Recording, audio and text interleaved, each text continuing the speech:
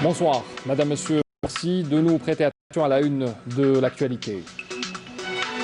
Le président de la République a accordé ce lundi 2 audiences pour des visites d'adieu à l'ambassadeur du Royaume des Pays-Bas en Algérie et à l'apostolique du Vatican qui achève sa mission en Algérie en sa qualité d'ambassadeur du Vatican dans notre pays.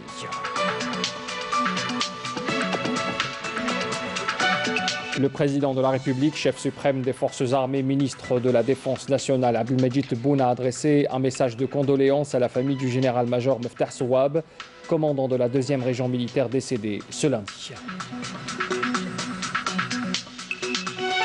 Retour dans ce journal également sur la réunion du Conseil des ministres consacrée à l'examen du projet de révision de la Constitution initié par le président de la République et à son approbation en vue de le soumettre au vote au Parlement puis au référendum populaire.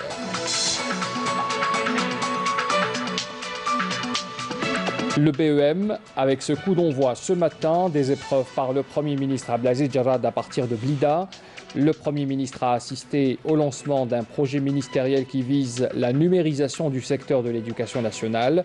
Et puis nous écouterons également ses déclarations sur la gestion de la crise sanitaire et le projet de la révision de la Constitution lors de son passage à Radio Blida. Bienvenue à tous. Le président de la République, Abdelmajid Tebboune, a donc reçu cet après-midi Robert Van Hamden, qui lui a rendu visite d'adieu au terme de sa mission en Algérie en sa qualité d'ambassadeur du Royaume des Pays-Bas.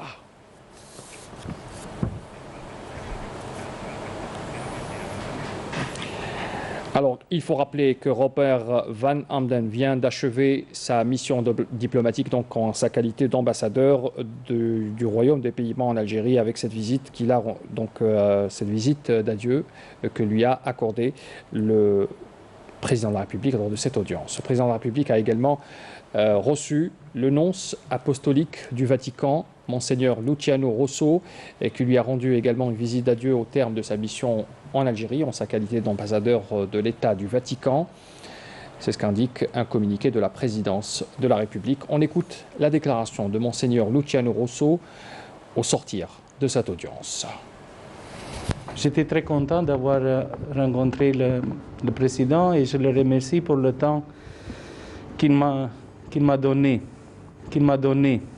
et pour les belles paroles qu'il m'a adressées.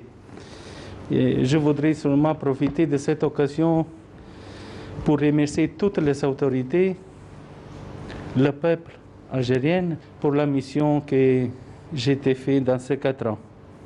Je suis sûr que les relations, les bonnes relations qui existent entre nos 2 pays vont continuer. Et voilà, c'est pour ça que je souhaite à tout le monde de continuer dans le bien commun et dans les divers secteurs de la vie humaine et sociale, particulièrement en promouvant et développant le bien de chaque personne selon la volonté de mettre en œuvre l'initiative que l'Algérie a faite et que je trouve très importante, c'est-à-dire vivre ensemble. Suite au décès ce lundi matin du général-major Meftah Souab, commandant de la 2e région militaire à l'hôpital central de l'armée, Dr Mohamed Sghir Naqash, à Ain Nadja, le président de la République, chef suprême des forces armées, ministre de la Défense nationale, Abdelmajid Tebboune, a adressé un message de condoléances à la famille et proches du défunt, ainsi qu'au commandement de l'ANP, dans lequel il a salué les qualités du défunt et son parcours riche en contributions nationales,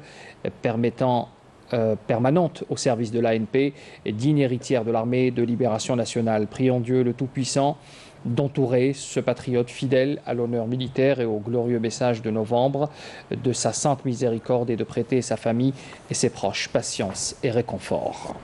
Le Premier ministre Abdelaziz Jarrad a adressé également un message de condoléances à la famille du général-major Meftah Souab, commandant de la 2e région militaire, dans lequel il a salué les qualités du défunt et son parcours riche en contribution au service de l'armée nationale populaire. Et puis à son tour, le chef d'état-major de l'armée nationale populaire, le général de corps d'armée Ahmed Saïd Chengriha, a présenté ses sincères condoléances et exprimé sa profonde compassion à la famille du commandant de la 2e région militaire à Oran, le général-major Meftah Souab. C'est ce qu'indique un communiqué du ministère de la Défense nationale. Le président de la République, Abdelmadjid Tebboune, chef suprême des forces armées, ministre de la Défense nationale, a présidé hier une réunion du Conseil des ministres consacrée à l'examen du projet de révision de la Constitution initié par le président de la République et à son approbation en vue de le soumettre au vote au Parlement puis au référendum populaire. Le chef de l'État a affirmé que le projet de révision constitutionnelle assurait donc toutes les garanties de la régularité des élections. Amel Messaïda. L'examen du projet de révision de la Constitution avant de le soumettre au vote au Parlement puis au référendum populaire, un dossier clé abordé lors du Conseil des ministres présidé par Abdelmadjid Tebboune, président de la République. À l'entame des travaux, le Premier ministre Abdelaziz Jarrad a présenté un exposé dans lequel il a affirmé que le projet de révision de la Constitution intervient en application de l'un des principaux engagements politiques prévus dans le programme électoral du président de la République.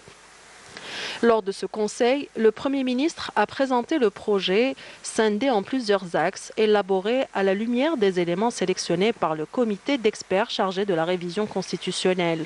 Le projet d'amendement constitutionnel assoit les bases juridiques pérennes qui commencent par le changement radical du mode de gouvernance et des mécanismes à travers l'élargissement des prérogatives de contrôle du Parlement, la prévention et la lutte contre la corruption, l'application de la justice sociale, la concrétisation de la pluralité médiatique libre et indépendante, l'encouragement des jeunes à participer à la vie politique et l'adoption d'une méthodologie de dialogue et de concertation pour parvenir à des solutions consensuelles à la faveur de la déclaration du 1er novembre 1954 qui demeure la source d'inspiration constante. Après débat et adoption du projet de révision de la Constitution, le président de la République a apporté plusieurs éclaircissements et orientations portant notamment sur l'application des promesses électorales, engagement sincère dont il a entamé la mise en œuvre suivant une vision stratégique claire et un calendrier bien défini. Nécessitant de faire preuve de réalisme en évitant de se noyer dans les détails. Le président a déclaré que ce projet s'inscrit en droite ligne avec les exigences de l'édification de l'État moderne et répond aux revendications du hirak populaire authentique béni. Abdelmadjid Tebboune a aussi insisté sur la restauration de la confiance entre le citoyen et les institutions de l'État pour l'édification d'une Algérie nouvelle, et ce à travers notamment la levée de toutes sortes d'immunités. Le président de la République ajoutera que le projet de révision constitutionnelle assure toutes les garanties pour la régularité des élections, aussi bien pour la constitutionnalisation de l'autorité indépendante de surveillance des élections que par une codification stricte du financement politique à l'effet de préserver la liberté de la volonté populaire, l'égalité des chances pour le vote et la candidature pour que la voix de l'électeur soit respectée et la scène politique renforcée par une nouvelle génération d'élus. Et puis l'actualité marquée ce lundi par le début des épreuves du brevet de l'enseignement moyen, le BEM, avec le coup d'envoi des épreuves qui a été donné ce matin par le Premier ministre Abdelaziz Jarrad à partir de Blida, la ville des Roses. On voit cela en détail avec Yanis Saïd Bakassam. Malgré la crise sanitaire, c'est dans un cadre serein et rassurant que le Premier ministre Abdelaziz Jarrad a donné le coup d'envoi des examens du brevet depuis le centre El Fath dans la wilaya de Blida. Au programme de la première journée, l'épreuve de langue arabe. Et rien de mieux qu'une touche d'humour pour débuter cette journée d'examen. Est-ce que vous avez le moral? Il ne faut pas stresser. C'est une étape dans votre vie. Vous vous en rappellerez quand vous serez grand en disant « Nous avons passé le BEM au temps du Corona ». Une visite à laquelle le Premier ministre s'est enquis des conditions d'examen des candidats dans une conjoncture sanitaire exceptionnelle du coronavirus. Dieu merci, la situation s'est améliorée à l'échelle nationale, observant que même si la wilaya continue à enregistrer certains chiffres, il n'en demeure pas moins qu'il y a une grande amélioration grâce à la sensibilisation des citoyens, d'une prise de conscience collective et d'une forte solidarité nationale avec la wilaya de Blida dès le début. Et ce, grâce également au travail de qualité accompli par les autorités publiques, nous sommes arrivés progressivement à la maîtrise de la situation. Une maîtrise qui a permis à cette wilaya de se préparer dans les meilleures conditions, permettant aux candidats répartis sur 60 centres d'examen de passer leur épreuve dans de bonnes conditions, notant que les épreuves du BEM qui ont débuté aujourd'hui prendront fin le 9 du mois en cours et les résultats seront annoncés à la fin du même mois. On poursuit ce journal avec la visite à Blida du Premier ministre. Le Premier ministre Abdelaziz Jarrad qui a donné également ce lundi depuis Blida le coup d'envoi de 3 plateformes numériques dans le cadre de l'effort visant à la numérisation du secteur de l'éducation nationale. Alors de quoi il s'agit précisément? Élément de réponse avec Naïma Chekchek. Concernant la rentrée scolaire, il faut savoir que la date définitive... Le Premier ministre a mis l'accent sur les efforts du ministère de l'Éducation nationale pour sa mise à niveau sur les progrès technologiques très rapides et pour son entrée dans le domaine de la numérisation.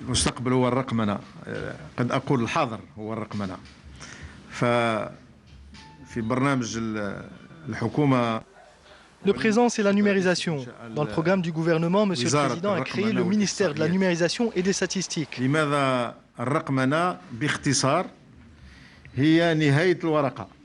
La numérisation, c'est la fin de la feuille.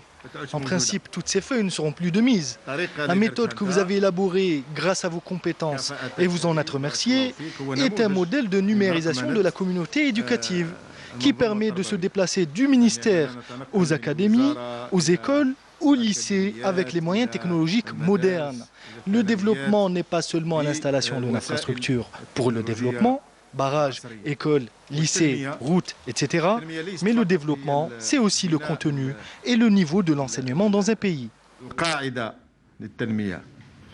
Le ministre a exprimé son optimisme et son soutien aux jeunes Algériens qui se caractérisent par des capacités et des compétences élevées quant à la maîtrise des nouvelles technologies.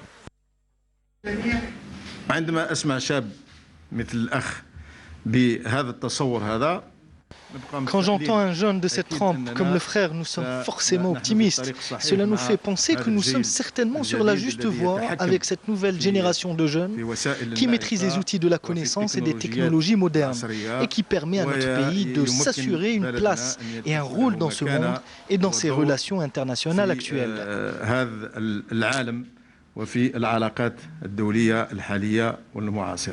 Dans une rencontre avec la presse, le ministre de l'Éducation nationale a annoncé le lancement officiel de 3 nouveaux projets numériques au profit des acteurs du secteur de l'éducation et des parents d'élèves.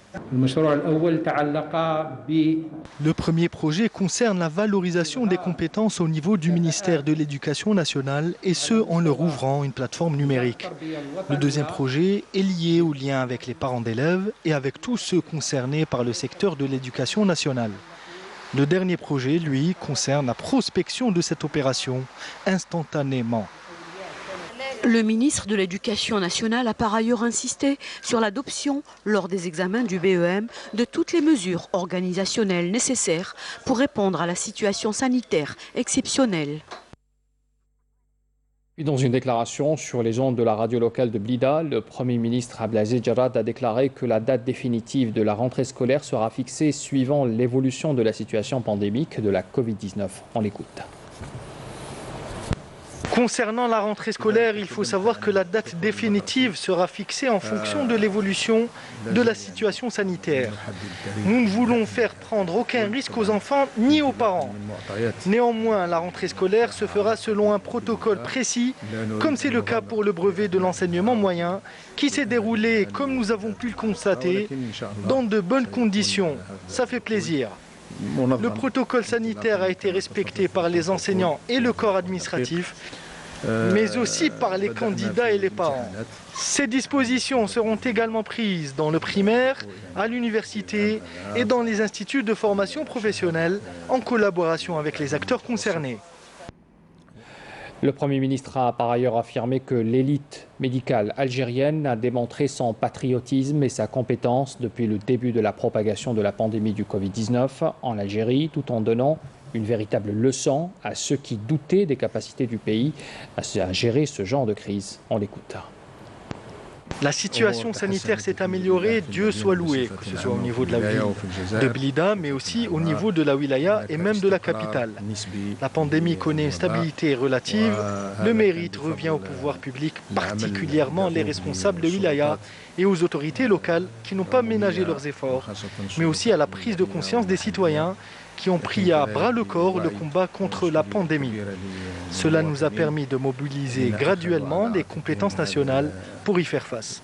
Le mérite revient aussi aux Algériens qui ont fait montre de solidarité, surtout quand Blida était placé au confinement total. Il y a eu un véritable élan national. Quand je me suis déplacé le 20 mars dernier au niveau du CHU de Blida, j'avais parlé de l'armée blanche.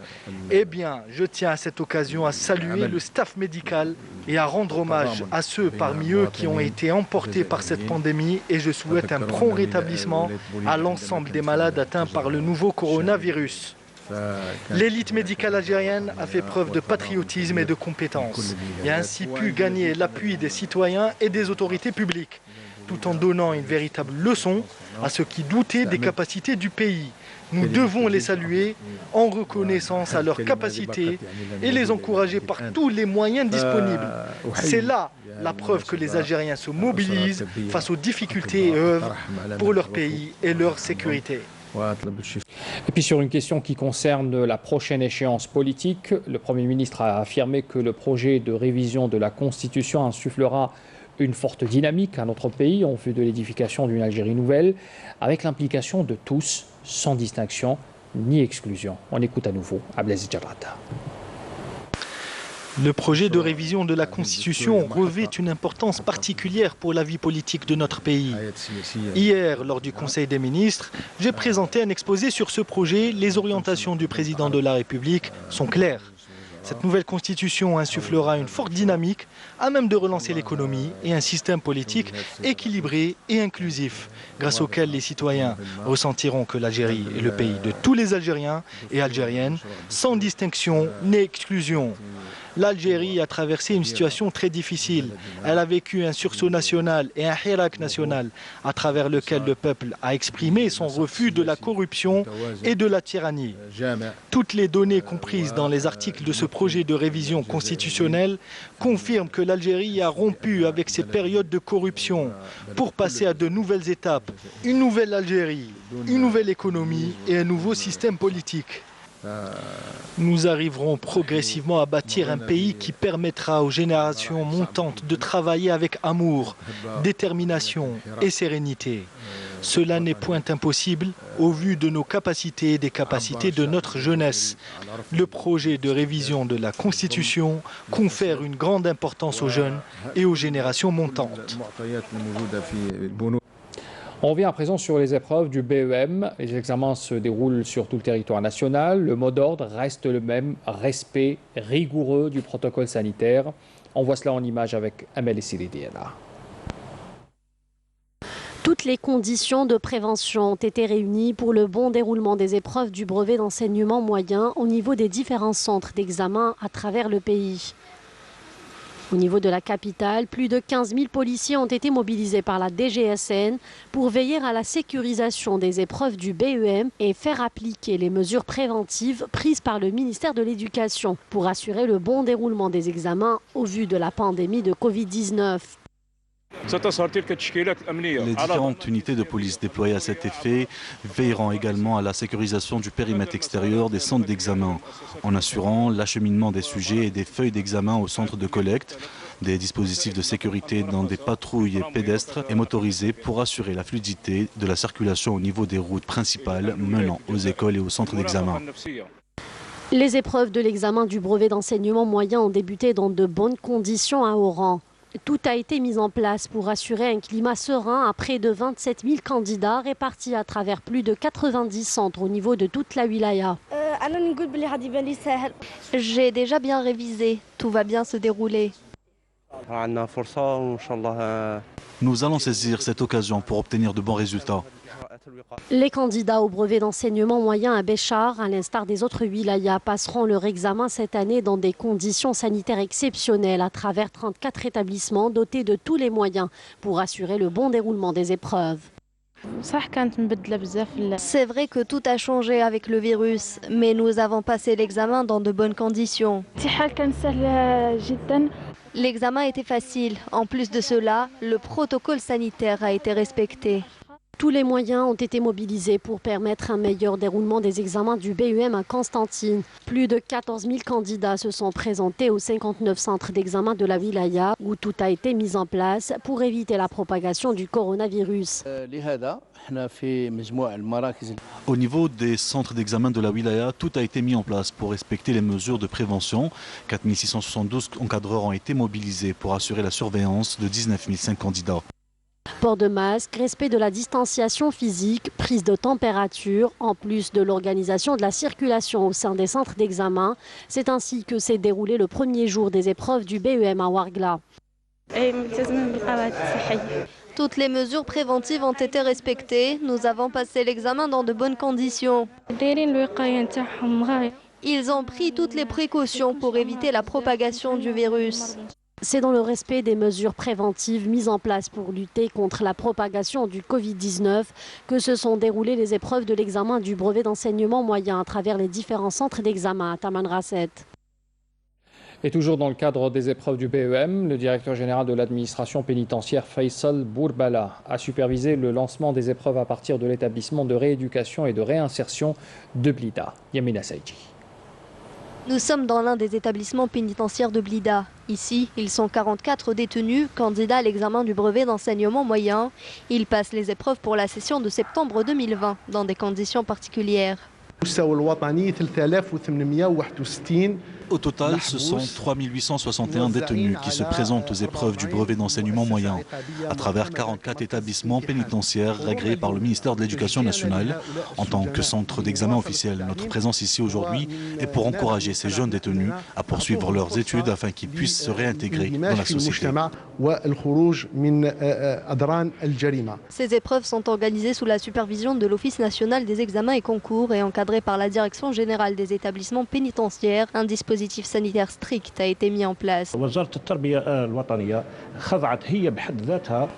Le ministère de l'Éducation nationale a mis en place un dispositif sanitaire conformément aux préconisations du ministère de la Santé. Nous veillons à ce que ce dispositif soit appliqué à la lettre, la distanciation physique, le port du masque et aussi l'usage du gel hydroalcoolique.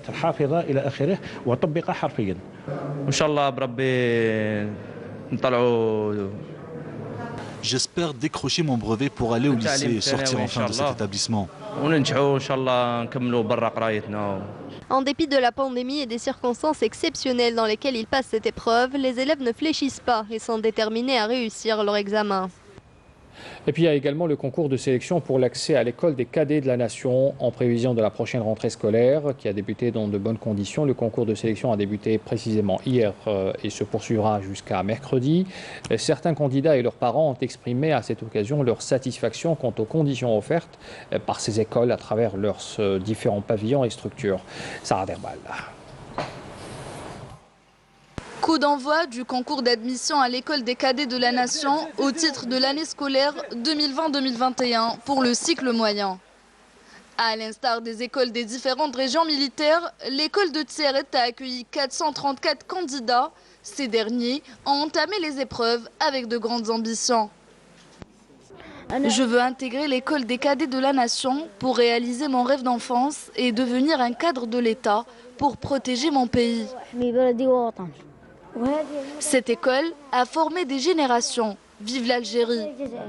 Tous les moyens humains et matériels ont été mobilisés pour assurer le bon déroulement du concours.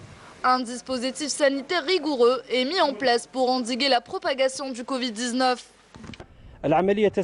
Les épreuves se déroulent dans de bonnes conditions en appliquant le protocole sanitaire nécessaire en vue d'éviter la propagation du coronavirus, notamment le respect de la distanciation physique, le port du masque obligatoire et l'utilisation du gel hydroalcoolique. Nous avons réparti les candidats sur 4 groupes, chaque jour un groupe. Cette année, les épreuves se sont limitées à un contrôle médical et un test d'aptitude physique conformément aux orientations du haut commandement de l'armée nationale populaire et plus précisément aux orientations de la direction des écoles des cadets de la nation.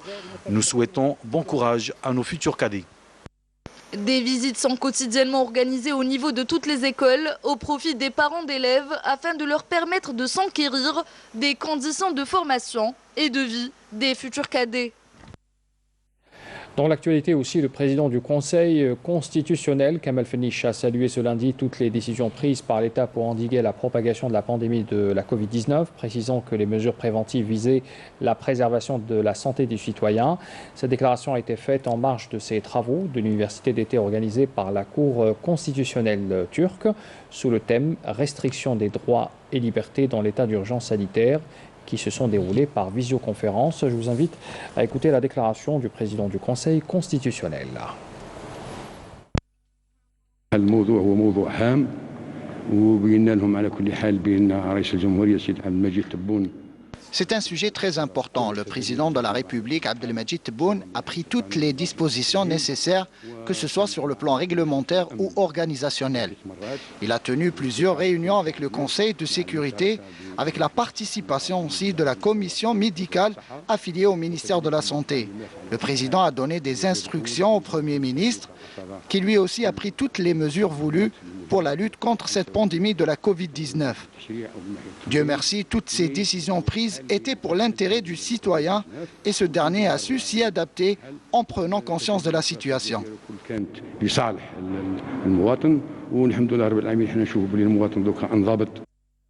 Le bilan du coronavirus mis à jour cet après-midi avec de nouveaux chiffres révélés par le porte-parole du comité scientifique de suivi de l'évolution de la pandémie, le Dr Jamal Fourar. On écoute sa déclaration. Pour ce qui est des principaux indicateurs enregistrés au cours des 24 dernières heures, nous avons 289 nouveaux cas, 231 patients hospitalisés, 240 patients guéris, 43 patients en soins intensifs et 6 décès. Avec la notification de 289 nouveaux cas, l'incidence est de moins de 1 cas pour 100 000 habitants au cours des 24 dernières heures, sachant que 22 wilayas n'ont pas enregistré de cas au cours des 24 dernières heures, 16 wilayas ont enregistré entre 1 et 9 cas et 10 wilayas ont enregistré 10 cas et plus. Pour les patients décédés, nous avons enregistré 6 nouveaux décès au cours des 24 dernières heures. Pour ce qui est des patients qui ont été hospitalisés durant les 24 dernières heures, leur nombre est de 231 patients. Pour ce qui est des patients guéris à ce jour, leur nombre est de 32 985 patients guéris, dont 240 sont guéris au cours des 24 dernières heures. Pour ce qui est des soins intensifs, nous avons actuellement au niveau de nos hôpitaux 43 patients hospitalisés en soins intensifs. Et comme d'habitude, nous demandons à la population de rester très vigilante, de faire attention à leur santé et à celle de leur famille, de respecter les règles de prévention, notamment l'hygiène des mains, la distanciation sociale et surtout le port de masque obligatoire en tout lieu et en toutes circonstances. Dans l'actualité aussi, le ministre du Commerce, Kamal Rezig, a révélé depuis Tindouf, où il a effectué une visite ce lundi, il a révélé que le gouvernement fonde de larges espoirs sur la conquête commerciale du marché africain via les postes frontaliers. Il était accompagné du ministre délégué chargé du commerce extérieur, Aïssa Bekay. Le ministre du Commerce avait indiqué aussi que l'ouverture du poste frontalier terrestre algéro-mauritanien Mustafa Ben Boulaïd constituait un signe à l'adresse des opérateurs économiques pour exporter leurs produits vers la Mauritanie et les pays de l'Afrique de l'Ouest. Le ministre de l'Industrie, en visite à Annaba, au complexe sidérurgique d'Al-Hadjar, il annonce sur place plusieurs mesures. D'abord, la reprise complète des activités du complexe dans les prochains jours. Il compte également opérer une refonte complète permettant un nouveau départ pour ce complexe d'Al-Hadjar. Le ministre a évoqué également la situation financière du complexe avec un rééchelonnement des dettes pour le faire sortir de la mauvaise passe financière dans laquelle il se trouve en ce moment. Je vous invite d'ailleurs à écouter sa déclaration.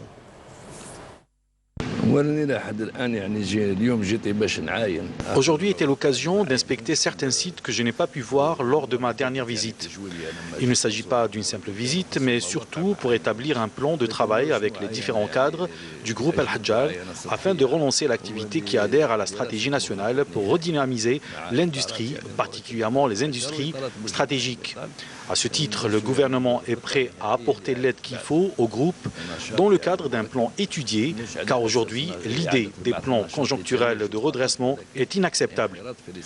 Bien sûr que nous sommes satisfaits de la reprise du haut fourneau, mais le plus important, c'est qu'il soit fiable dans la production.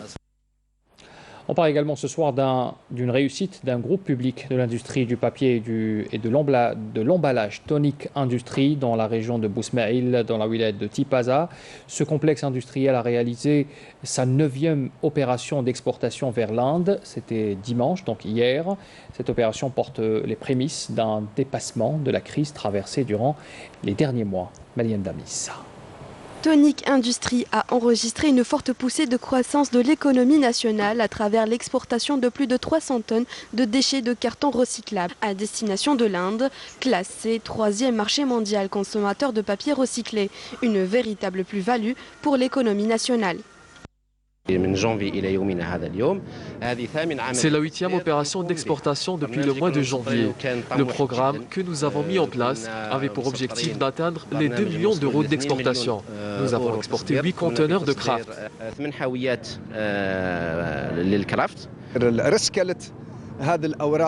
Le recyclage des déchets compte comme une valeur ajoutée à l'économie nationale.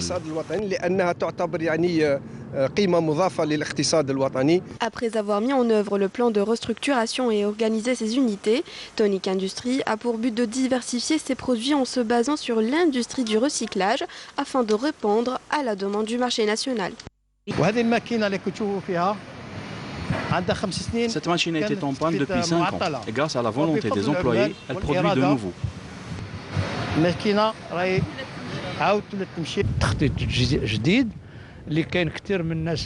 Avant, nous avions eu beaucoup de problèmes au sein de cette entreprise. Et grâce au nouveau plan que nous avons adopté, alhamdoulilah, le résultat est satisfaisant. Tonic Industries a mis en place une stratégie à long et court terme pour la relance de l'entreprise. Une stratégie principalement axée sur l'exportation en conformité avec le plan du gouvernement visant l'incitation des entreprises publiques à intégrer les marchés mondiaux. On rappelle des titres avant de clore ce journal. Le président de la République accorde ce lundi 2 audiences pour des visites d'adieu de l'ambassadeur du Royaume des Pays-Bas en Algérie et du nonce apostolique du Vatican qui achève sa mission en Algérie en sa qualité d'ambassadeur de l'État du Vatican. Le président de la République, chef suprême des forces armées, ministre de la Défense nationale, Abdelmajid Tebboune, a adressé un message de condoléances à la famille du général-major Mouftah Souab, commandant de la 2e région militaire décédé ce lundi.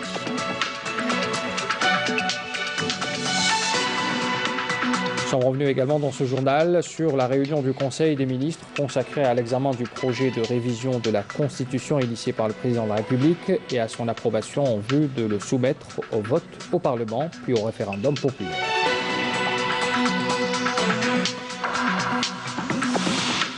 Le BEM, son coup d'envoi a été donné donc ce matin par le Premier ministre Abdelaziz Jarrad à partir de Blida. Le Premier ministre a assisté au lancement d'un projet ministériel qui vise la numérisation du secteur de l'éducation nationale.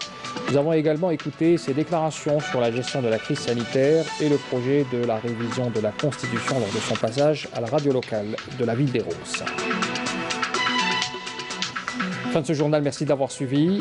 Bien sûr, les adresses pour les replays et l'info en continu sur, bien sûr, qui s'affiche au bas de votre écran. Très bonne soirée à tous et à toutes.